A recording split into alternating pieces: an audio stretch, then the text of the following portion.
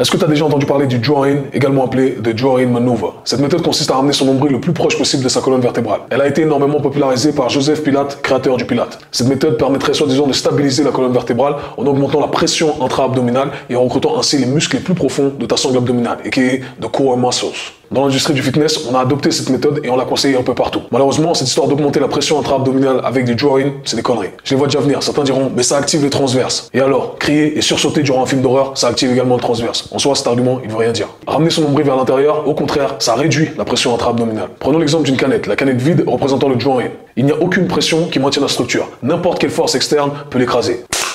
Maintenant, prenons l'exemple d'une canette pleine, l'inverse du drawing. Il y a énormément de pression à l'intérieur qui maintient la structure. Du coup, ça devient très difficile de l'écraser.